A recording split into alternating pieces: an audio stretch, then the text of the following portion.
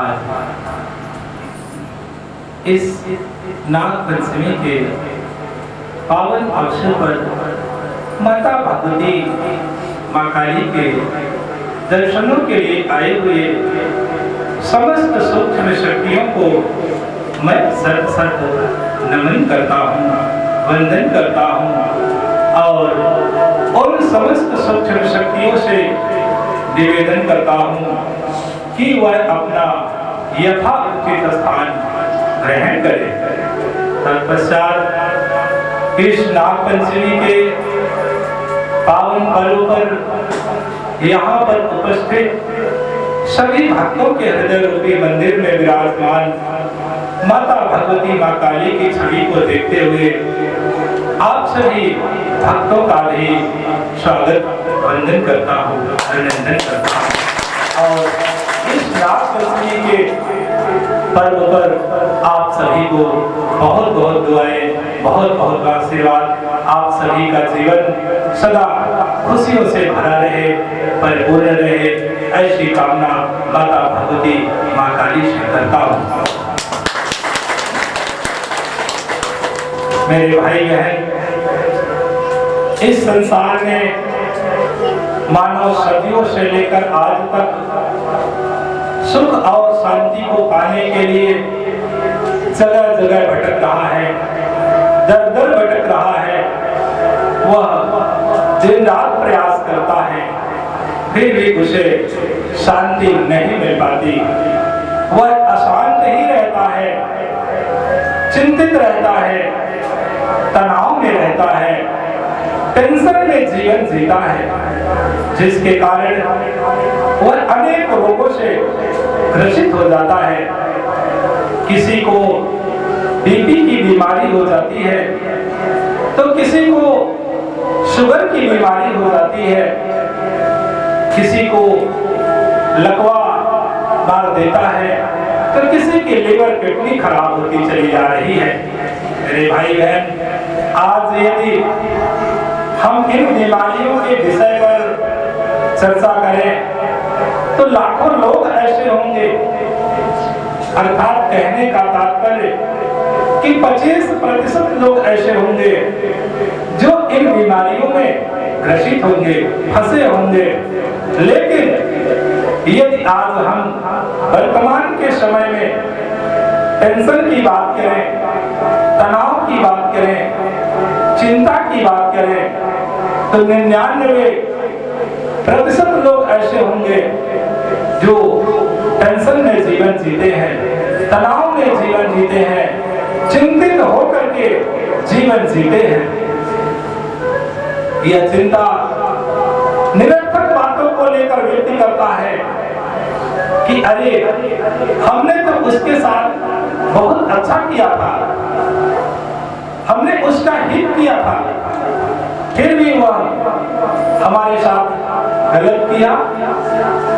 कल हमारी खेती बाड़ी का क्या होगा, परसों हमारे बच्चों का क्या होगा, परिवार का क्या होगा। अरे मेरे भाई, जो होना होगा वो होकर ही रहेगा। परंतु यदि आप अपने बच्चों को, अपने परिवार को संस्कारवान बना देते हैं तो जो होना होगा वह भी टल जाता है, क्योंकि माता भगवती की विशेष कृपा होती है। इस तरह मानव निरर्थक बातों को लेकर चिंतित रहता है, जिसके कारण वह अनेकों रोगों से ग्रसित हो जाता है। तो कहने का मतलब कि इन बीमारियों का जन्मदाता कौन है? चिंता, तनाव, टेंशन। अरे चिंता तो बड़ी खतरनाक बीमारी होती है, चिंता तो बड़ी खतरनाक बीमारी होती है। कहा गया है कि चिंता चिता से बढ़कर है जो जीवन भर रुलाती है। अरे चिता तो मुर्दे को जलाती है, चिंता जीते खाती है।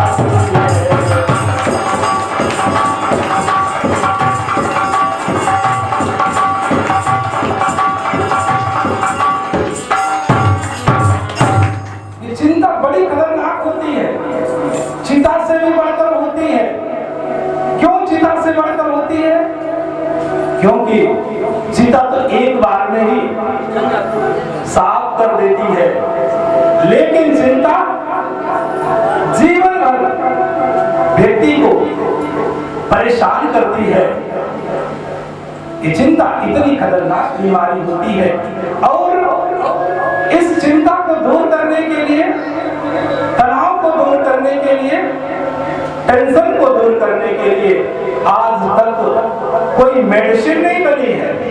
मेडिसिन से कभी टेंशन को दूर नहीं किया जा सकता, मेडिसिन से तो टेंशन को दबाया जा सकता है। इसलिए यदि आप लोग टेंशन को मिटाना चाहते हैं, टेंशन को दूर करना चाहते हैं, तो मेडिसिन नहीं, मेडिटेशन करिए, ध्यान करिए।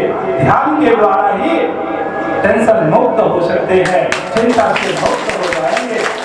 और जब हम चिंता से मुक्त हो जाएंगे, तनाव से मुक्त हो जाएंगे, तो हमारा जीवन आनंद से भर जाएगा, खुशियों से परिपूर्ण हो जाएगा। इसलिए मेरे भाई बहन, अपने पारिवारिक जीवन को जीते हुए 10 मिनट 20 मिनट का समय निकाल करके ध्यान अवश्य करें, मेडिटेशन अवश्य करें। और यही मेडिटेशन, यही ध्यान परमात्मा प्राप्ति का सबसे सरल और सबसे अच्छा मार्ग है। अरे समस्याएं तो हम सबके जीवन में सदा आती जाती रहती हैं। क्यों? क्योंकि ये संसार परिवर्तनशील है। इस संसार में सब कुछ बदलता रहता है। तन बदलता है, धन बदलता है, मन बदलता है, पेड़ पौधे, जीव जंतु, देवमान, दानव, मानव सब बदलते हैं। उसी तरह से समस्याएं भी सदा एक जैसे नहीं रहती, वह तो सदा बदलती रहती है। एक जाएगी तो दूसरी आएगी, तैयार खड़ी रहती है, ये सदा बदलती रहती है। एक समय की बात है, एक संत जंगल में अपनी कुटिया बना करके भगवत भजन में लीन रहते थे। वह सुबह शाम भगवत भजन करते थे। तो क्या हम लोगों को भी भजन करना चाहिए? करना चाहिए भजन? चलिए तो फिर शुरू हो जाते हैं, हम लोग भी तैयार हो जाते हैं।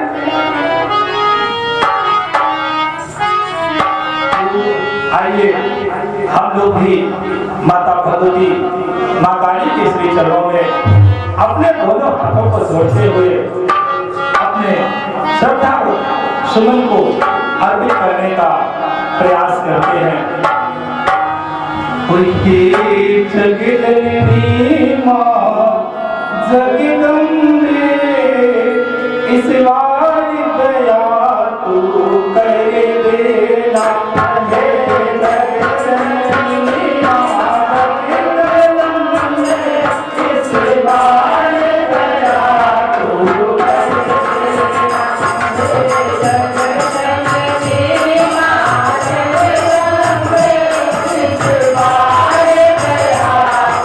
Thank you.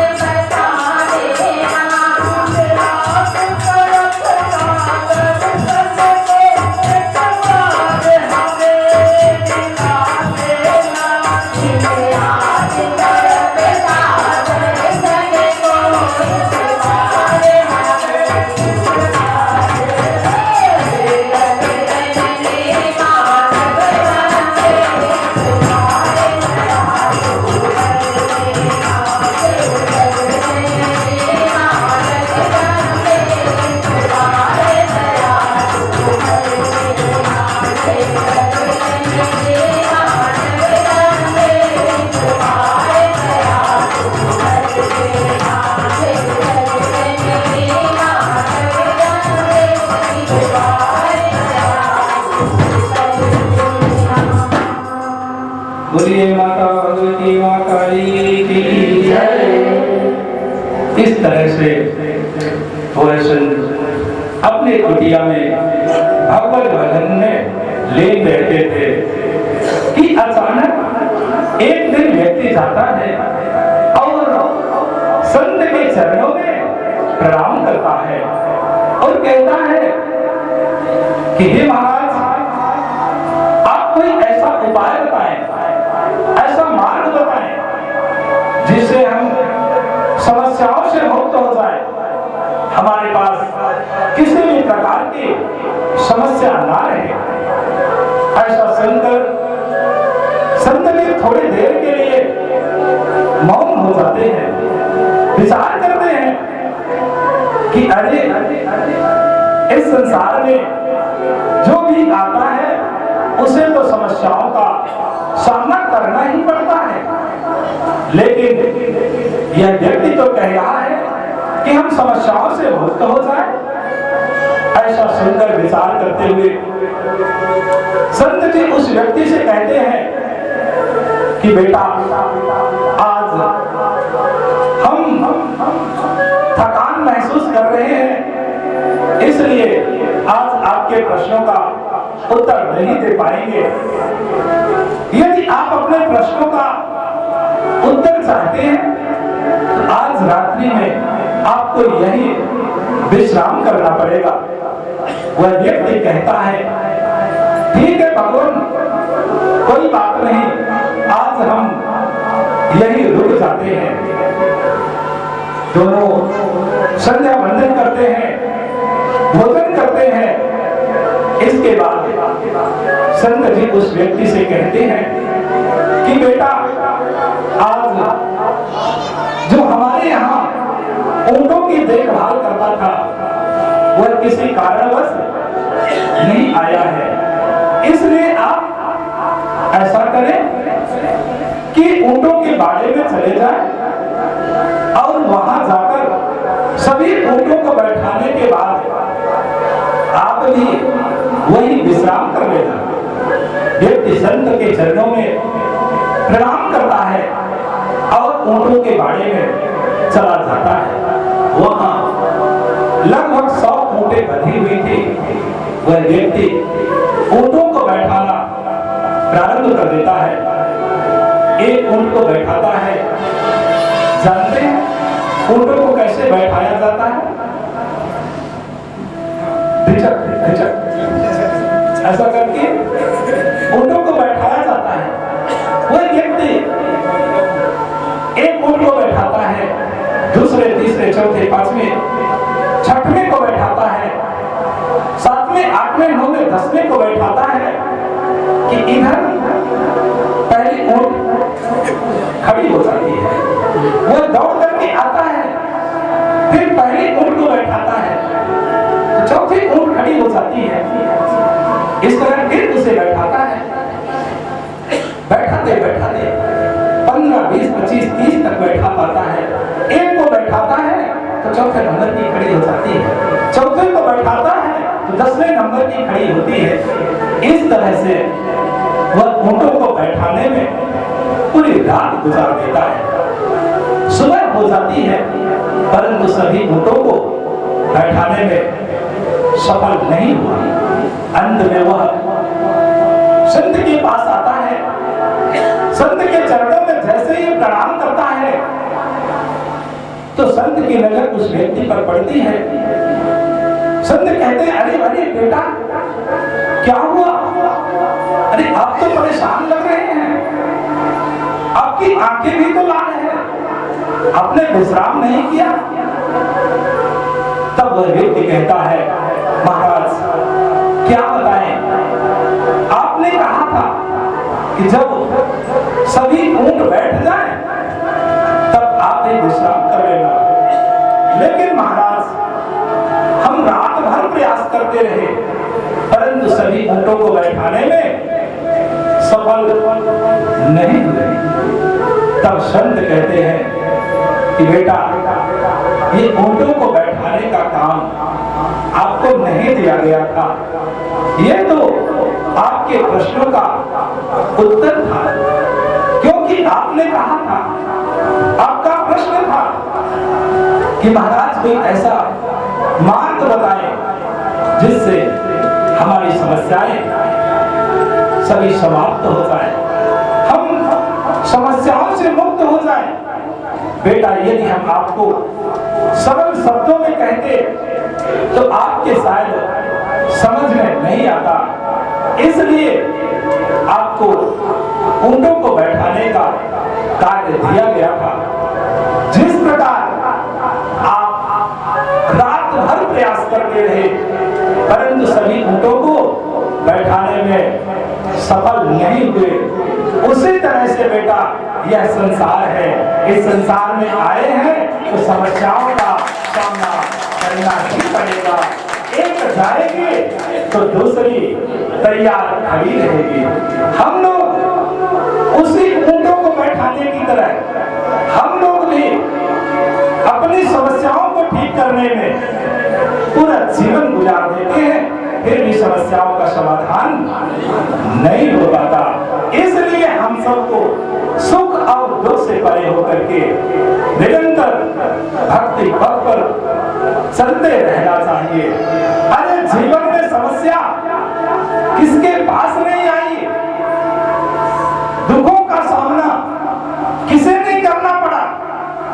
पूरा इतिहास भरा है। आप लोग राम के जीवन को देखिए, कृष्ण के जीवन को देखिए, गौतम बुद्ध के जीवन को देखिए, महावीर के जीवन को देखिए, तुलसीदास जी के जीवन को देखिए, कबीरदास के जीवन को देखिए, मीराबाई के जीवन को देखिए, लक्ष्मीबाई के जीवन को देखिए। किसके जीवन में दुख नहीं आया? फिर क्या ये लोग अपने मार्ग से कभी विचलित हुए?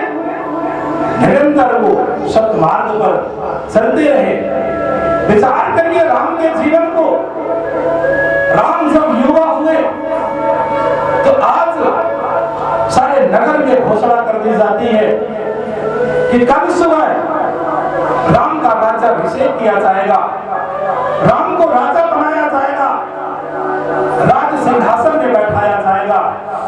लेकिन सुबह होते ही पूरे नगर में हाहाकार मच जाता है कि अब राम राजा नहीं बनेंगे, उन्हें राज सिंहासन में नहीं बैठाया जाएगा, बल्कि उन्हें अब तो 14 वर्ष के लिए वन में जाना पड़ेगा। मेरे भाई बहन, विचार करिए कि यदि आज का युग होता, आज के युवा होते तो क्या होता, जरा कल्पना करिए। लेकिन राम के साहस को देखिए, राम के धैर्य को देखिए, राम की महानता को देखिए।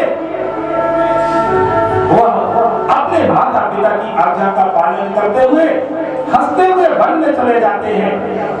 उन्हें सिंहासन में बैठने का दुख नहीं है और ना ही बन जाने का दुख है। वह तो हंसते हुए वन में चले जाते हैं, इसलिए वह भगवान कहलाए गए। उसी तरह आप कृष्ण के जीवन को देखिए। कृष्ण जी का जब जन्म हुआ था उस समय कोई ताली बजाने वाला नहीं था। क्यों? क्योंकि उनका जन्म जेल में हुआ था, कारागार में हुआ था, इसलिए उन्हें कोई ताली बजाने वाला नहीं था। और जैसे ये थोड़ा सा बड़ा हुए तो पूतना जैसे राक्षसों से उन्हें लड़ना पड़ा, कंस से लड़ना पड़ा। फिर भी वो लोग अपनी समस्याओं से विचलित नहीं हुए, वह निरंतर भगवत प्राप्ति की राह पर सत्मार्ग पर चलते रहे। इसलिए वह सब महान कहलाए गए, महापुरुष कहलाए गए। उसी तरह मीराबाई के जीवन को देखिए। मीराबाई का इतिहास में नाम स्वर्ण अक्षरों में लिखा गया है। ऐसा उनका जीवन पढ़ने को मिलता है कि मीराबाई को भरी सभा में निर्वस्त्र कर दिया जाता है। सभा बुलाई जाती है और उस सभा में मीराबाई को निर्वस्त्र कर दिया जाता है।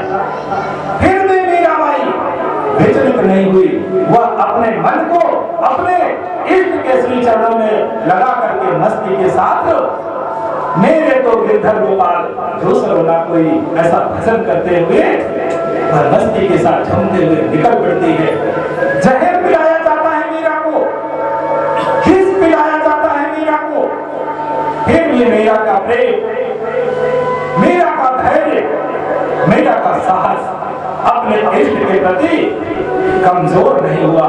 इसलिए मीरा का नाम स्वर्णिम अक्षरों में लिखा गया। उसी तरह महावीर के जीवन को पढ़िए। महावीर के कानों में कील ठोक दी गई थी। जीसस के जीवन को पढ़िए, क्रॉस में लटका दिया गया था। कबीर दास को हाथी से कुचलवाया गया था।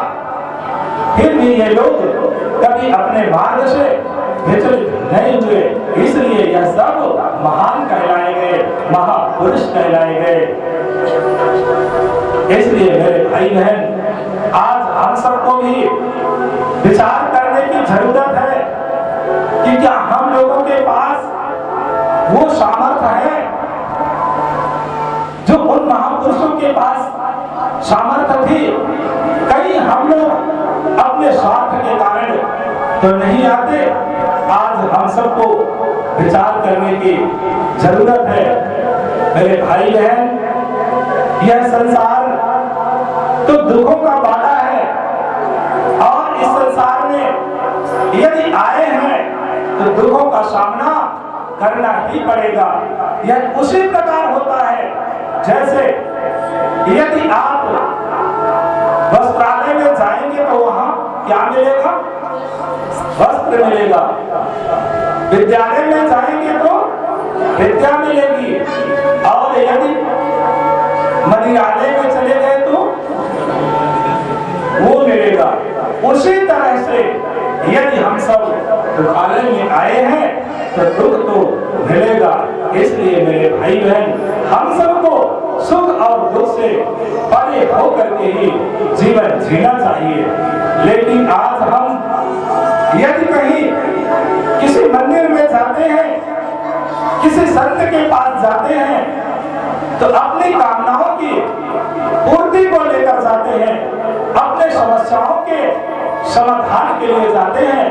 और जब हमारी कामनाओं की पूर्ति हो जाती है, हमारी समस्याओं का समाधान हो जाता है, तो हम लोग मंदिर में जाना बंद कर देते हैं। उसी तरह से हम लोगों का सत्संग में भी होता है।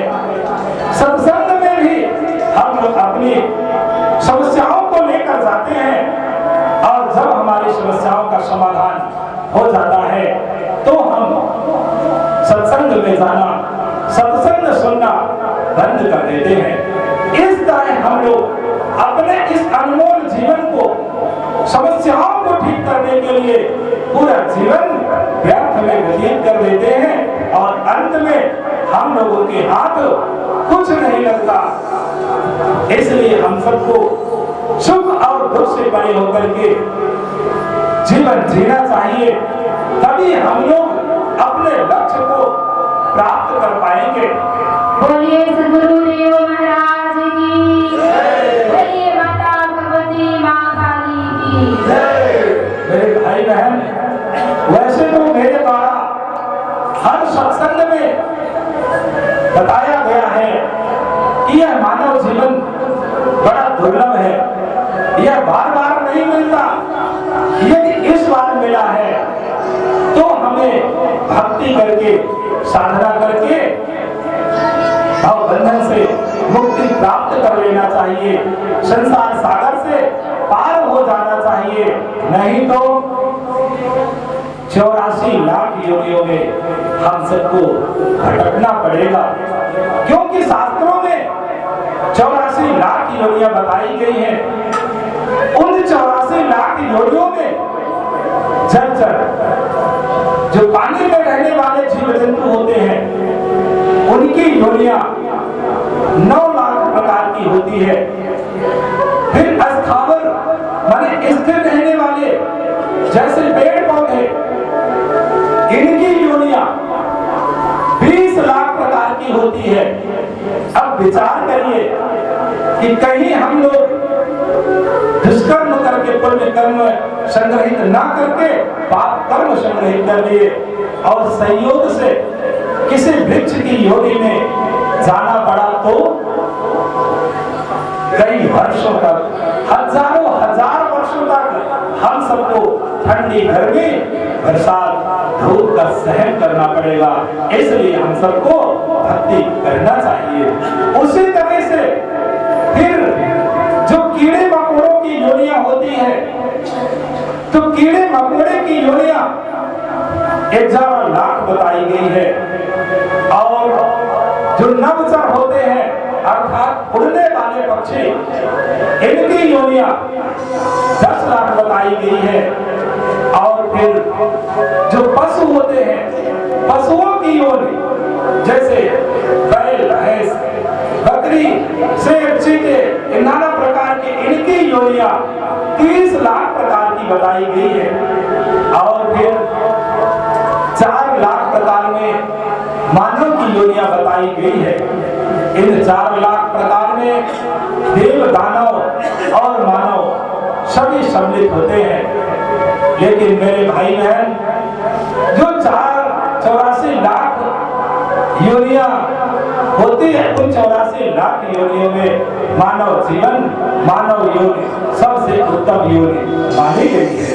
क्योंकि यदि मानव चाहे तो भक्ति करके, साधना करके देवता के समान बन सकता है, भवबंधन से मुक्त हो सकता है।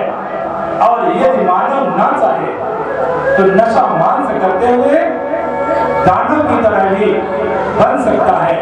अनेक अन्याय अधर्म करके वह अन्य योनियों में भी जा सकता है, जहां पर उसे नाना प्रकार के दुखों को सहन करना पड़ेगा।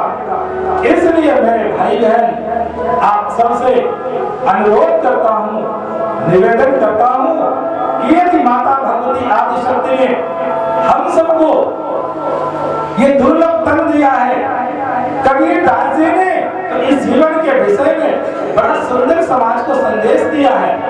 उन्होंने अपने शब्दों में लिख दिया है कि दुर्लभ नुस जन्म है मिलहि न बारंबार,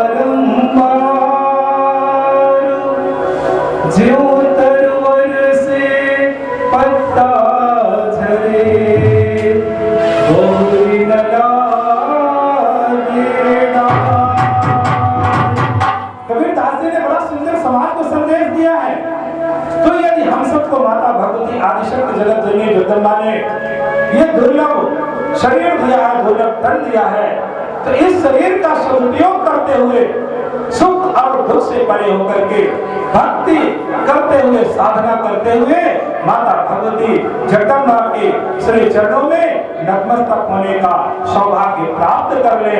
अरे समस्या तो सबके जीवन में आती है, परंतु कोई भी महापुरुष समस्याओं से कभी विचलित नहीं हुआ। वह निरंतर भक्ति पथ पर चलता रहा, तब जाकर उसका नाम अमर हुआ। आज उसी तरह हम लोगों को भी समस्याओं से लड़ते हुए भक्ति करके, साधना करके अपने जीवन के लक्ष्य को पाने का प्रयास करना चाहिए। संसार सागर से जाने का कोशिश करनी चाहिए, प्रयास करना चाहिए। इसी के साथ अपने शब्दों को विराम देते हुए पुनः नाग पंचमी के पावन वेला पर आप सभी भक्तों को, गुरु भाई बहनों को, भाइयों बहनों को बार बार नमन करते हुए आशीर्वाद दुआएं प्रदान करता हूँ।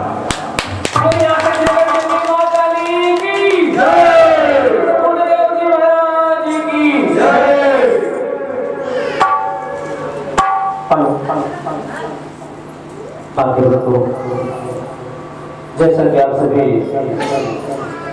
जितने भी इस साधना में बैठे हुए हैं, सत्संग के सागर में गोते लगाते हुए आप सभी ने अभी गुरुदेव जी के शब्दों को श्रवण किया है।